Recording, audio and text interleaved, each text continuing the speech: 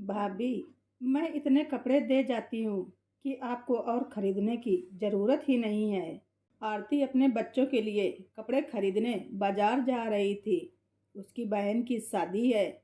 तभी उसकी ननंद, जो कुछ दिनों के लिए अपने मायके में रहने आई थी, भाभी को बाजार जाते देखकर टोक दिया। दीदी, मेरी बहन की शादी है। शादी में पहनने के लिए बच्चों के लिए कपड़े लेने जा रही हूँ। बाकी तो आपके दिए कपड़े ही पहनते हैं। आरती ने बड़े ही प्यार से कहा। निकिता ठीक ही तो कह रही है।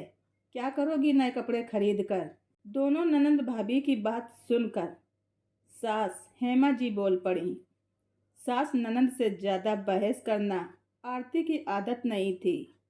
इसलिए आरती चुपचाप अंदर चली गई। उसने सोच लिया था, मायके जाकर ही बच्चों के लिए कपड़े खरीद लूंगी। आरती अपनी ननंद की इस हरकत से बहुत परेशान हो चुकी थी।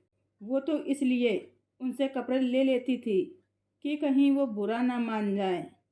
आखिर वो इस घर की बेटी हैं। जैसे उनके बच्चे वैसे ही अपने बच्चे। इनमें ज़्यादा क्या सोचना। लेकिन इस बार तो उन्होंने हद ही कर दी थी। उसे शादी के लिए भी नए कपड़े नहीं लेने दिए। मायके जाकर भी उसे समय नहीं मिला और उसे अपने बच्चों को पुराने कपड़े ही पहनाने पड़े। आरती का दिमाग पहले से ही खराब था और पति नीरज से भी झगड़ा हो गया। साथ ही उसकी बहन ने भी टोक दिया कि तुम अपनी ननंद के बच्चों की उतरन क्यों पहनाती हो अपने बच्चों को। अब तो आरती से सहन नहीं हो रहा था। उसे अब कुछ तो करना था। बहन की शादी में मायके आने की सारी खुशी उड़ गई थी। कुछ दिन बाद आरती को अपनी ननंद के घर उसके बेटे अनुराग के बर्थडे पार्टी पर जाना पड़ा। तो आरती ने ननंद के दिए हुए कपड़े ही बच्चों को पहनाए। वैसे भी उसके पास नए कपड़े थे नहीं। और फिर ननंद भी ताने मारती कि मेरे दिए हुए कपड़े नहीं पहनाती हो क्या। इसीलिए आरती ननंद की दी हुई साड़ी और बच्चों के दिए हुए पुराने कपड़े ही पहनकर ननंद के घर बर्थडे पार्टी पर पहुंच गई। वहां पर पहुंचते ही ननंद की सासू माँ बोल पड़ी, अरे निकिता बहू, ये तुम्हारी साड़ी तुम्हारी भाभी ने क्यों पहन रखी है? और बच्चों ने भी सुमन और अनुराग के कपड़े पहन रखे हैं। क्या तुम्हारे भाई के पास कपड़े खरीदने के पैसे नहीं हैं जो तुम उनको कपड़े देती हो? वो मम्मी जी, ये कपड़े बच्चों को अब छोटे हो गए थे, इसलिए मैंने भाभी को दे दिए। ज़्यादा पहने हुए नहीं थे, बिल्कुल नए से लग रहे थे। इसीलिए मैंने सोचा कि मेरे भतीजी और भतीजे ही पहन लेंगे। निकिता सफाई देते हुए खिसिया गई। फिर निकिता अपनी भाभी से बोली, भाभी, आपके पास और कोई कपड़े नहीं थे क्या जो आप मेरे दिए हुए कपड़े पहनकर मेरे घर आ गईं? अपना ना सही, मेरी तो इज्जत का ख्याल रखा होता। आप इतने कपड़े देती हो, फिर आप और मम्मी जी मुझे नए कपड़े खरीदने से मना कर देती हो। इसीलिए नहीं खरीदती। अब इतने कपड़े रखने की जगह भी तो होनी चाहिए। इसी वजह से अब तो आपके दिए हुए ही कपड़े पहनते हैं। ये बात सुनकर निकिता चुप हो गई। इस बात के बाद और सभी ने बर्थडे पार्टी एंजॉय किया। कुछ दिन बाद निकिता अपने मायके में एक फंक्शन में आई।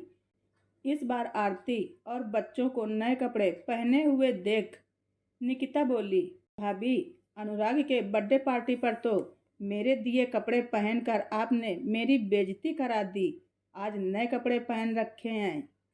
आज मेरे दिए हुए कपड़े क्यों नहीं पहने? मैंने सुमन का इतना सुंदर लहंगा दिया था। दीदी, अब मैंने और मेरे बच्चों ने उतरन पहनना छोड़ दिया है। वो लहंगा सच में बहुत ही सुंदर था, लेकिन हमारी काम वाली बाई है ना, उसे बहुत पसंद आ गया था। उसके घर में किसी की शादी थी, तो वो बोली कि ये लहंगा मुझे दे दीजिए। तो मैंने उस काम वाली बाई को दे दिया। वो बहुत खुश हुई थी। मुझे भी लगा कि आपके लिए वो लहंगा बेकार है, लेकिन किसी के लिए वो लहंगा कीमती है। अगर वो लहंगा उसे मिल जाए तो उसकी बहुत सी दुआएं आपको भी मिलेंगी। आरती की बात सुनकर निकिता आरती का मुंह ही देखती रह गई। वो समझ गई थी कि अब भाभी को पुराने कपड़े देने से कोई फायदा नहीं है, इसलिए वो चुपचाप माँ के कमरे में चली गई। हेमा जी भी बोली, बेटी तू अब से अपने कपड़े मत दिया कर, तू तो इतने मन से देती है। यहाँ तेरे भैया भाभी के मुंह बन जाते हैं, बोलते हैं पुराने कपड़े दिए हैं। इन लोगों को तेरे अपनेपन की कदर ही नहीं है। दोनों माँ बेटी को अभी भी समझ नहीं आ रहा था कि कपड़े में भी किसी का आत्मसम्मान छुपा होता है, जिसे वो बार बार तोड़ रही थी। लेकिन आरती ने भी सोच लिया था कि अब ऐसा लेन देन हमेशा के लिए खत्म करना ही होगा, वरना बच्चों के दिल पर बहुत गहरा असर पड़ेगा। उनको तो यही लगेगा कि उनकी अपनी माँ ही उन्हें दूसरों के कपड़े मांग कर पहनाती हैं। इन सब बातों को निकिता और हेमा जी समझ नहीं पा रही थी कि बहू से अपनापन चाहिए तो बहू को भी अपनापन देना पड़ता है। दोस्तों, आप सबको ये स्टोरी कैसी लगी कमेंट बॉक्स में ज़रूर बताएं। चैनल पर नए हैं तो सब्सक्राइब करना ना भूलें। धन्यवाद। रिचा वॉइस।